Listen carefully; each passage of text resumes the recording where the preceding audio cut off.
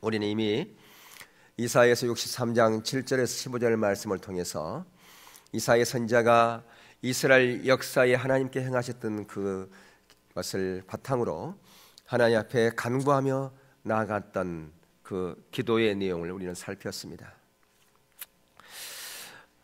그렇습니다. 하나님의 백성들이 하나님을 떠나 어려움을 당할 때에 우리가 해야 될 일이 무엇이겠습니까? 그것은 바로 기도이지요. 기도밖에 할 것 다를 게 하나도 없다라고 하는 것입니다. 여러분, 회복을 위해서 우리가 기도해야 되는 거 당연한 거 아니겠습니까? 근데 회복은 세 가지의 과정을 거쳐서 중보 기도하는 자리로 간다라고 우리는 이미 살폈습니다. 진정한 회복을 위해서는 가장 먼저 우리의 처지를 인식하는 것으로부터 시작되어진다라고 하는 겁니다. 처지가 인식되지 않고서는 절대 회복의 자리로 가지 못합니다. 성령의 조명을 통해서 오늘의 시대의 나의 모습, 이 시대의 오늘날의 우리들의 모습, 우리의 교회의 모습, 우리의 한국 교회의 모습들을 성령의 조명을 통해서 인식할 때 우리는 그것을 나의 죄로 여기고 회개하는 자리로 가지요.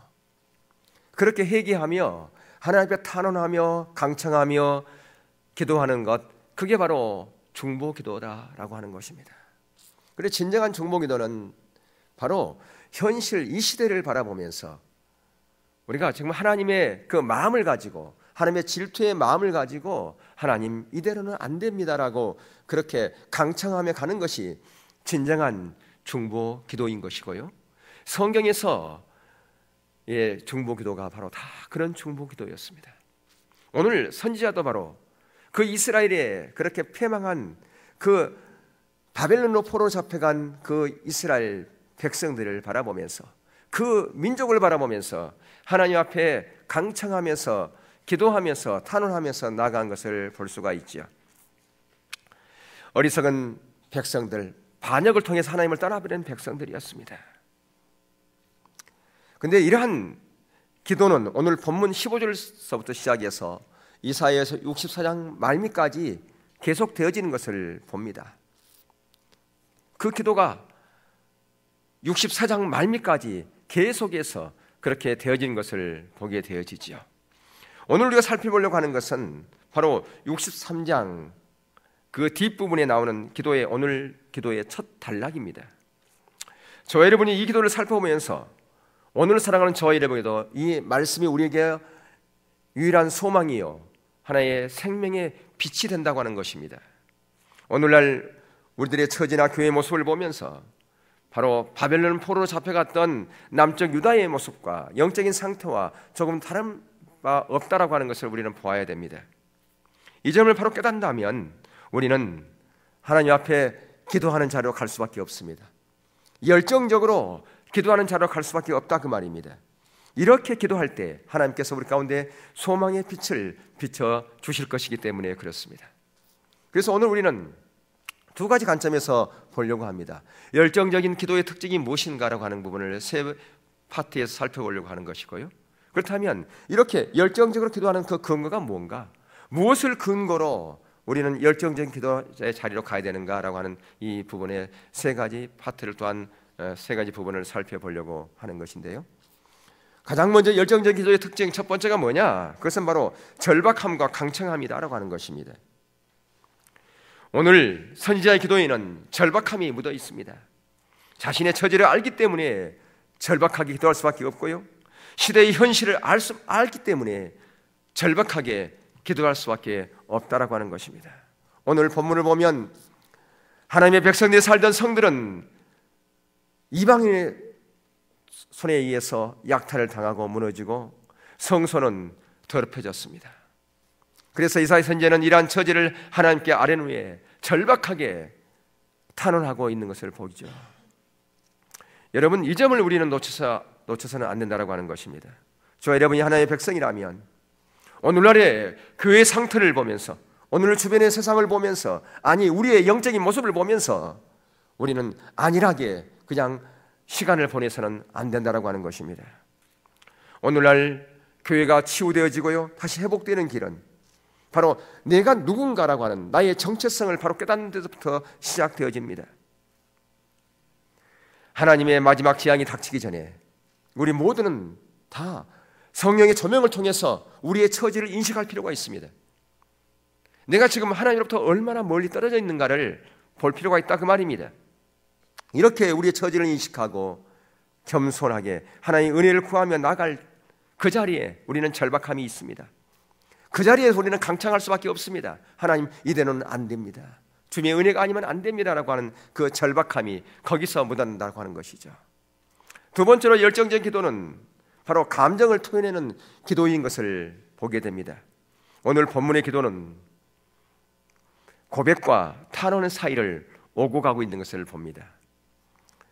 여러분, 고백과 탄원이 격해지면요, 감정이 격해지면 나타나는 현상이 있습니다. 감정이 격해지면 조리 있게 말이 나오지 않습니다. 내가 무슨 말 하는지 잘 모릅니다. 마음이 너무 요동치다 보니까 차근차근하게 어떤 이렇게 조리 있게 기도를 못한다라고 하는 것입니다. 감정에 폭파진 나머지 그냥 간구하고 탄원한 그 내용들을 하나님 앞에 막 쏟아내면서, 그리고 나서 감정이 이렇게 좀 자제된 이후에 자근자근하게 조근조근하게 하나님 앞에 이제 자기의 그 속 내용들을 다 얘기하지요. 바로 오늘 선지자는 그렇게 감정이 격한 상태에서 그 마음 깊은 데서부터 그렇게 기도가 솟구쳐 나오는 것 같습니다. 마치 분화구에서 용암이 쏟아 나오듯이 그렇게 지금 솟구쳐 나오는 것을 볼 수 있습니다. 지금 그런 형식 같은 것을 갖추지 않았습니다. 성령에 사로잡혀서 간구와 탄원 가운데 그런 경배 표현이 자기도 걷잡을 수 없을 정도로 그 마음 깊은 데서부터 지금 복파쳐 나오고 있는 것을 보게 되죠. 이게 바로 성경에서 하나님에게 그렇게 강청하며 중보했던 사람들의 기도의 내용인 것을 볼 수가 있습니다. 세 번째로 열정적 기도의 그 특징을 보면 하나님과 씨름하는 기도라고 하는 것입니다. 오늘 본문 16절과 17절 다시 한번 보시면요, 주는 우리의 아버지시라. 주는 우리의 아버지시라고, 그렇게 아브라함은 우리를 모르고 이스라엘은 우리를 인정하지 아니하도 여호와여 주는 우리의 아버지시라. 두 번이나 강조하고 있죠. 주는 우리의 아버지시라고요. 언제부터요? 아주 오래전부터, 오래전 상고부터 주의 이름으로 우리를 구속자라 하셨건 주는 우리의 아버지시고 아주 오래전부터 주는 우리의 구속자였습니다. 그런데 여호와여 어찌하여 우리로 주의 길에 서나게 하시며 우리의 마음을 강팍케 하사 주를 경외하지 않게 하시나이까. 원컨대 주의 종들 곧 주의 사내빈 지파들을 이하사 돌아오시옵소서. 그런데 여기에는 담대함의 요소들이 있습니다. 이 담대함의 요소들이 있습니까? 지금 자기들의 상황을 보면 하나님을 멀리 떠났고 우상을 숭배했고, 그렇기 때문에 지금 그들이 지금 징계를 받고 있는 겁니다. 징계를 받고 있는 그들이 이렇게 기도할 수가 없어요. 근데 지금 이 선지자는 담대하게 기도하고 있는 것이죠. 모세가 기도했듯이, 모세가 기도가 그랬듯이요, 무모한 그런 모습들이 볼 수가 있어요. 이것은 중보 기도를 하는 사람들의 그런 다 마음이었던 것을 볼 수 있습니다. 좀 무모하다 싶을 정도로 담대함이 거기에 담겨져 있습니다. 17절 이어서 계속 보면요, 18절에 주의 거룩한 백성이 땅을 차지한 지 오래지 아니하여서 우리의 대적이 주의 성소를 유린하였사오니 우리는 주의 다스림을 받지 못하는 자 같으며 주의 이름으로 칭함을 받지 못하는 자 같이 되었나이다. 하나님과 마치 논쟁을 하고요, 이치를 따지고 있을 뿐 아니라 탄원하고 하나님과 씨름을 벌이고 있는 것처럼 그렇게 마치 보입니다. 근데 이것은 참된 중보기도의 요소라고 하는 것입니다. 여기에 역설의 그 내용이 있어요. 역설의 요소가 있습니다. 선지자는 지금 자기뿐 아니라 자기 백성들, 하나님의 백성들이 매우 무가치함을 잘 알고 있어요. 하나님 앞에 이렇게 탄원할 수 있는 없는 그런 자격, 지금 입이 10개라도 할 말이 없어요. 그럼에도 불구하고 자신들은 그렇게 탄압할 수 있는 그런 권리가 있다고 하는 것입니다. 자기들이 무가치하고 무능력하고 어리석고 벌을 받아 싼 그런 자리에 있음에도 불구하고 그렇게 탄압할 수 있는 것은 그런 자격이 있기 때문에 그렇다고 하는 것입니다. 오 여호와여, 당신은 우리를 거절할 수가 없습니다. 왜 거절할 수 없습니까? 하나님은 우리의 아버지이기 때문에 그렇다는 거죠. 이것이 바로 이 기도를 이해하는 열쇠입니다. 지금 이 기도는 반역한 나라, 하나님을 배반하여 죄를 지은 나라, 그래서 하나님께서 벌하신 그 나라, 그 나라를 위해서 지금 이 선지자는 탄원하고 있는 것입니다. 하나님의 백성들이 죄와 수치 가운데 있음에도 불구하고 지금 담대함을 가지고 기도하고 있다라고 하는 것입니다. 왜냐하면 자신이 하나님과 어떤 관계를 맺고 있는 그것을 잘 알기 때문에 그렇다고 하는 것이죠. 비록 무가치하고 연약한 존재지만 우리는 하나님께 나아갈 수 있고 하나님께 탄원할 수가 있는 그런 권리가 있습니다. 왜요? 하나님은 우리의 아버지이기 때문에. 근데 신약 시대에 와서는 그것이 더 확실해졌지 않습니까? 예수님께서 십자가 주심으로 말미암아 하나님과 우리의 관계를 회복시킴으로 말미암아 하나님을 우리는 아빠라고 부를 수가 있게 되었고요. 또한 히브리서 4장 16절에서는 이렇게 말씀합니다. 그러므로 우리가 공륜하심을 받고 때를 따라 돕는 은혜를 얻기 위하여 은혜의 보좌 앞에 담대히 나갈 것이니라. 예, 우리가 하나님의 그 공륜하심, 십자가의 그 공륜하심을 의지해서 우리는 언제든지 은혜의 보좌 앞에 담대히 나갈 수 있다 그 말입니다. 그것이 우리의 권리라 그 말이죠. 그게 우리의 자격이라 그 말입니다. 그렇기 때문에 나는 담대하게 주님 앞에 탄원할 수가 있습니다. 비록 내가 연약하고 무가치한 그런 존재이고 버림받은 존재라 할지라도, 그러나 내가 하나님의 그 말씀을 의지하여 아버지께 내가 나아갑니다. 담대히 나아갑니다. 그러면 우리가 어떻게 그러면 현실적으로 간구할 것인가, 어떻게 간구하실 것인가 하는 부분을 세 가지로 살펴보려고 하는 것인데요. 첫 번째 간구는 우리가 15절에서 그 해답을 얻을 수가 있습니다. 15절 보면 주여 하늘에서 굽어 살피시며 주의 거룩하시고 영화로운 처소에서 보옵소서.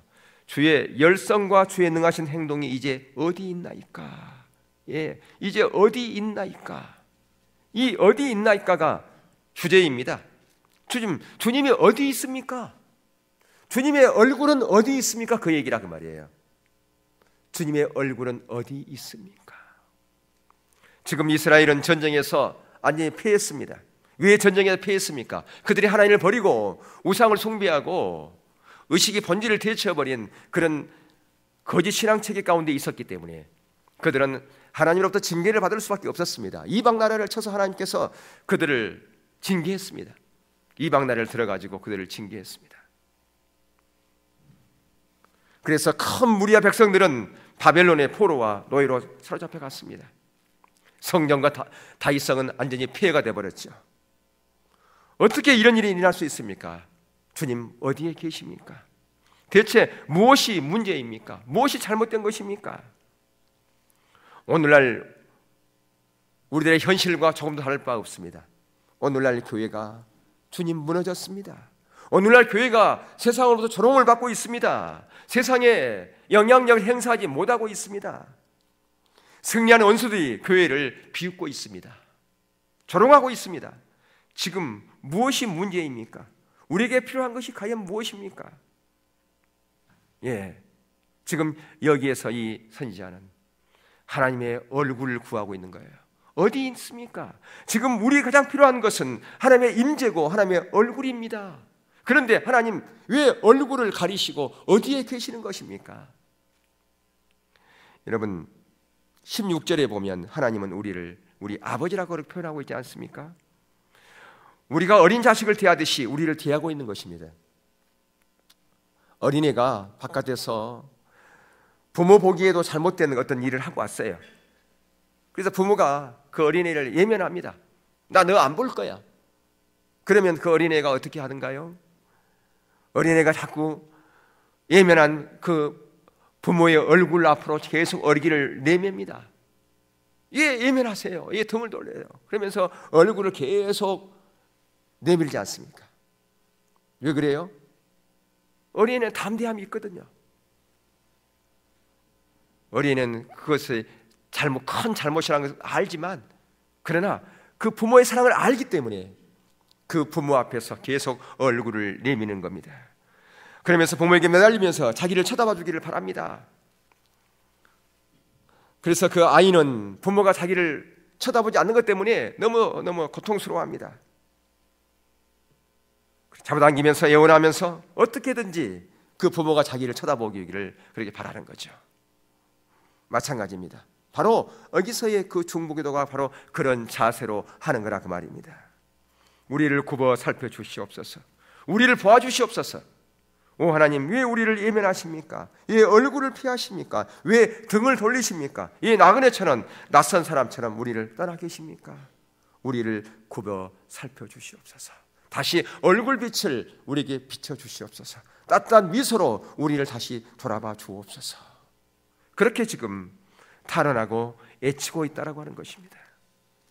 사랑하는 성도 여러분, 저와 여러분의 영적인 상태를 검증하는 그 방법 하나가 있다면 그것은 무엇일까요? 과연 우리는 이러한 기도를 하나님께 하고 있느냐? 그걸 보는 것입니다.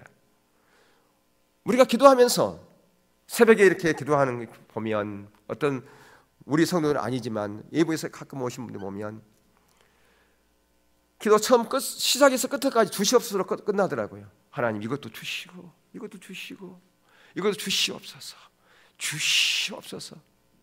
여러분, 우리가 무릎을 꿇으면서 시작하는 기도가 그냥 주구도미나 사도신경이나 아니면 자신과 가족들을 위해서 이것도 주시고 이것도 주시고 축복해달라고 기도하는 그것으로 다 끝나버린다면 그것이 무슨 기도라고 얘기할 수 있겠습니까?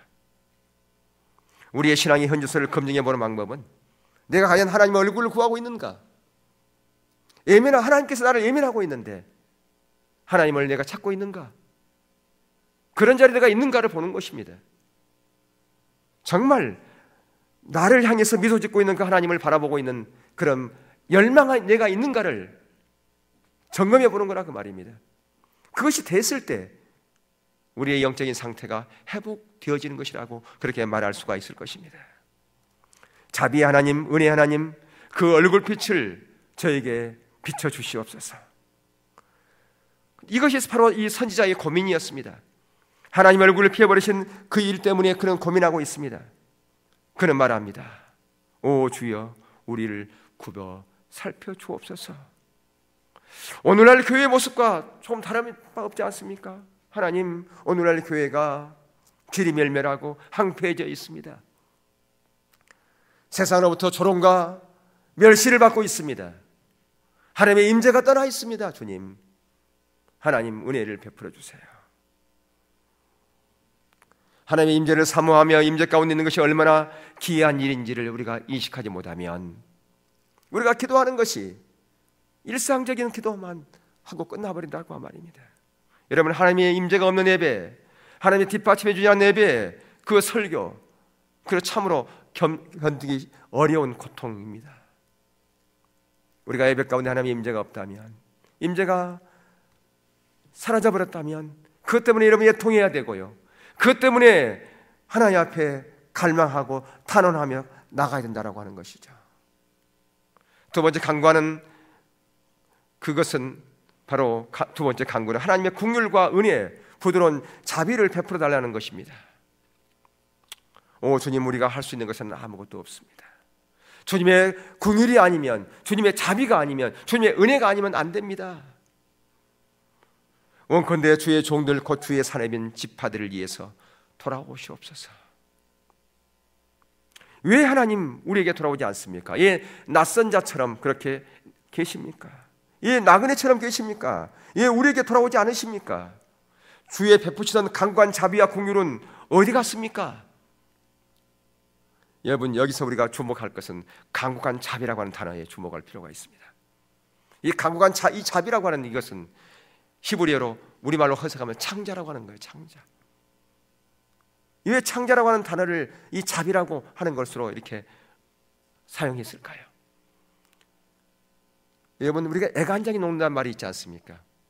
창자가 끊어지는 그런 고통, 그런 얘기를 하죠. 과거의 하나님은 우리를 사랑하되 우리에게 공의를 베풀되 마치 우리를 사랑하는 그것이 창자가 끊어진 것처럼 그렇게 우리를 사랑했지 않습니까? 우리가 그렇게 자비를 베풀었지 않습니까? 그런데 그 자비가 왜 그쳤습니까? 라고 하는 것입니다. 그 자비. 이스라엘 사람들은 창자에 감정이 있다고 생각을 했어요. 그래서 어떤 사람을 정말 사랑하고 그 감정에 복받치면 창자가 끊어진 것 같고 창자가 움직이는 것 같다고 생각을 했어요. 우리도 그런 걸 표현하지 않습니까? 그래서 그 감정이 너무 격렬해지면 창자가 뒤틀리는 그런 고통을 느끼는 것처럼 심한 고통이 느껴지는 그러한 그 하나님의 놀라운 궁휼하심, 그 사랑이 어디 갔습니까? 왜 그쳤습니까? 라고 하는 것입니다. 이 하나님 예전처럼 우리를 돌아보지 않습니까? 우리를 향한 당신의 감정이 없는 것입니까? 전에는 우리를 향한 당신의 사랑과 궁휼이 당신의 창자가 울리고 뒤틀리는 것처럼 요동치지 않았습니까? 그런데 지금은 왜 그런 일이 일어나지 않습니까? 왜 우리가 그것을 알지 못하며 경험하지 못합니까? 이것이 바로 두 번째 간구의 내용입니다. 세 번째 간구는 17절에 나오죠. 17절 보면 여호와여 어찌하여 우리로 주의 길에 서늘하게 하시며 우리의 마음을 강팍케 하사 주를 경외하지 않게 하시나이까. 여러분, 하나님께서 우리를 멸하시는 방법에는 우리에게 환난과 어려움을 주는 경우도 있지만 우리를 예민해버리고요 내버려 두시는 경우도 있습니다. 그런데 성경에 보면 환난을 통해서 마음을 강팍케 하는 경우도 있다라고 말씀하고 있죠. 이사야서 6장 9절 10절에 보면 여호와께서 가라사대 가서 이 백성에게 이르기를 내가 듣기는 들어도 깨닫지 못할 것이요 보기는 보아도 알지 못하리라 하여 이 백성의 마음으로 둔하게 하며 그 귀가 막히고 눈이 감기게 하라. 염려컨대 그들이 눈으로 보고 귀로 듣고 마음으로 깨닫고 다시 돌아와서 고침을 받을까 하노라. 이 말씀은 요한복음 12장에서 예수님께서 인용하기도 했습니다. 본문의 선지자가 지금 기도하는 내용은 다음과 같습니다. 오 하나님, 우리를 더 이상 법대로 처리하지 말아주세요. 물론 우리는 그런 대우를 받아도 마땅합니다. 우리가 당신께 죄를 지었고 그 얘기지 않습니까? 우리가 예전에는 당신 없이는 살 수 없다고 내가 말했지만 그런데 얼마 있지 않아서 우리는 우리의 방법대로 하나님 없이도 살 것처럼 그렇게 행동했습니다. 더 나아가서 우리는 마음이 강팍해졌고요 안 하게 됐습니다. 여러분, 우리가 그렇게 생각할 때가 있어요. 내가 하나님을 따라서 조금 비껴가면 그때 나는 바로 돌이킬 수 있다라고 생각하는 경우도 있어요. 바로 회개하고 나는 돌이킬 수 있다. 근데 그게 쉽지 않습니다. 언제 돌이키든가요 주님을 멀리 갖고 우리 마음이 안악해져서 하나님께서 우리를 징계하실 때 그때 내가 하나님을 너무 멀리 떠났구나. 그때야 돌이키고 우리 회개하는 자리 가지 않습니까? 바로 돌이키면 얼마나 좋겠습니까? 근데 그게 쉽지 않다 그 말입니다. 나는 하나님에게 바로 돌아가서 나는 회개하고 하나님의 은혜를 구하는 자로 바로 갈 수 있어. 그렇게 말하지만 그게 쉽지 않다 그 말입니다. 때로는 우리가 무서울 정도로 마음이 강팍해지는 경우도 있습니다. 강팍해져서 더 이상 어떻게 할 수 없을 정도로. 근데 그때 하나님께서 우리를 사랑하시기 때문에 우리에게 때로는 징계하시죠. 우리 스스로 할 수가 없어요. 마음이 안악해지고 강팍해져 가지고요 주님을 멀리 떠나가지고 우리 스스로 돌아갈 수가 없는 겁니다. 그럴 때 하나님께서 우리를 징계할 때가 있습니다. 징계를 통해서 우리의 죄를 드러나게 하십니다. 우리 처지를 인식하게 하십니다. 이때 저와 여러분이 해야 하는 일이 무엇이길까요? 정말로 성령의 조명을 통해 처지를 인식했다면 하나님 앞에 회개하는 자로 가는 것이죠. 그래야 우리가 사는 것이니까요. 하나님, 하나님의 법대로 저를 처리해 주세요. 제가 그런 죄를 졌습니다. 저는 마땅히 내가 그런 벌을 받아야 됩니다. 그런데요 주님, 저에게 은혜를 베풀어 주세요. 저를 긍휼히 여겨 주세요. 제 마음을 부드럽게 해주세요. 제 마음을 녹여주시옵소서. 제 스스로는 아무것도 할 수 없는 것 주님 알지 않습니까? 이렇게 하나님의 은혜와 자비, 긍휼을 의지할 수밖에 없는 그런 자리에 우리가 있다는 것 말이에요. 바로 이것이 세 번째 강구입니다. 내 스스로는 아무것도 할 수 없어요, 주님. 나는 마땅히 그런 벌을 받아야 될 그런 존재입니다. 그러나 주님께 저에게 은혜를 베풀어 주세요. 내 스스로 돌이킬 수 있는 힘이 없어요. 능력이 없어요. 주님께서 도와주지 않으면 안 돼요. 그렇게 하나님의 자비와 긍휼을 구하고 주님께 맡기는 것, 이게 바로 세 번째 강구라 그 말입니다. 그렇다면 저와 여러분이 이렇게 간구하고 탄원할 수 있는 근거는 무엇이겠습니까? 우리가 죄 가운데 있으면서도, 주님의 징계 가운데 있으면서도 이렇게 은혜를 구하고 주님의 자비를 구할 수 있는 그 근거가 뭐냐 그 말입니다. 그것은 바로 우리가 하나님과의 언약 백성의 관계 때문에 그런 겁니다. 언약의 관계 때문에 그래요. 하나님은 우리의 아버지이기 때문에 그렇습니다. 그래서 우리가 언약을 맺은 게 아니라 하나님께 친히 오셔서 저와 여러분과 언약을 맺은 거예요. 먼저 우리를 사랑하셔서 그분께서 우리를 구원하시고 맺은 언약이라 그 말입니다. 이스라엘 백성들을 하나님께서 언약을 맺을 때도 먼저 언약을 베풀지 않았어요. 먼저 그들을 애굽에서 인도한 후에 시내산에서 언약을 최초에 맺으셨어요. 우리를 주님께서 언약을 맺으시고 하나님의 소유로 삼으셨습니다. 하나님의 자녀로 삼으셨습니다. 하나님의 백성으로 삼으셨습니다. 하나님의 자녀로 삼았다 그 말입니다. 그렇기 때문에 저와 여러분은 주님의 산업이요 주님의 백성입니다. 그렇기 때문에 우리의 모든 삶의 모든 영역은 주님의 것입니다. 여러분이 어떤 사업을 하는 것도 마찬가지입니다. 어떤 경영을 하는 것도 마찬가지입니다. 그 모든 것은 다 하나님의 소유라 그 말이에요. 세상은 주님의 백성이 아닙니다. 세상은요. 세상 사람 주님의 백성이 아니잖아요. 그런데 우리는 주의 다스림을 받지 못하는 자 같으며 주의 이름으로 칭함을 받지 못하는 자 같이 되었습니다. 마치 세상에서 버림받은 자 같이 되었고 주의 이름으로 칭함을 받지 못하는 자 같이 되었지 않습니까, 주님? 비록 우리가 죄로 가득하고 무가치한 존재라 할지라도 우리는 하나님의 언약 백성 아닙니까? 우리는 하나님의 거룩한 백성 아닙니까? 이것을 상기시키면서 지금 이 선지자는 하나님께 간구하며 나간 거라고 말입니다. 우리가 하나님께 이렇게 간구하고 탄원하는 것은 바로 우리가 언약 백성이기 때문에 하나님의 소유된 하나님의 자녀이기 때문에 우리가 그렇게 기도하는 것이다 그 말입니다. 하나님 은혜와 긍휼을 구하며 내가 나아갑니다. 세상이 우리를 비웃고 조롱하더라도 하나님께 내가 담대하게 나아갑니다. 여러분, 세상의 비웃음과 조롱을 그렇기 때문에 우리는 뭘로 바꿔야 됩니까? 기도로 바꿔야 된다. 하나님께 탄원으로 바꿔야 돼요. 하나님께 그렇게 탄원하면서 강청하면서 가는 기도로 바꿔야 된다 그 말입니다. 겸손하면서도 자신 있고 담대하고 하나님께 나가야 돼요. 겸손함이 필요한 거예요. 먼저 내가 바로 그런 존재인 것을, 하나님을 떠난 존재인 것을 성령의 조명을 통해서 우리 현실을 인식하는 그런 겸손함이 필요하다 그 말입니다. 그럼에도 불구하고 하나님의 언약 백성이기 때문에 담대함이 필요해요. 자신 있게 나가야 된다 그 말입니다. 오 주님, 계속 이렇게 저를 내버려 두시겠습니까?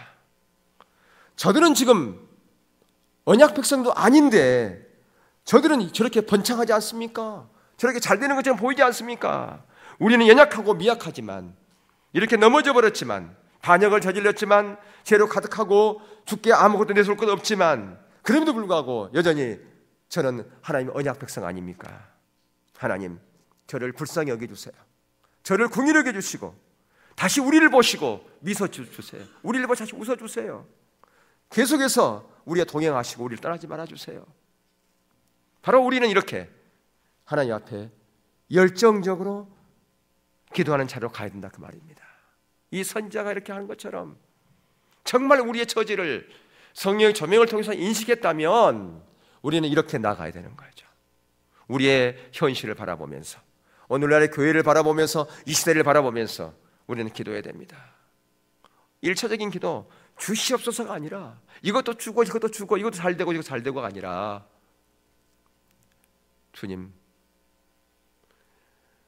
이 시대를 바라보며 나의 현실을 바라보며 나의 모습을 바라보며 이대로는 안 된, 주님 이대로는 안 됩니다.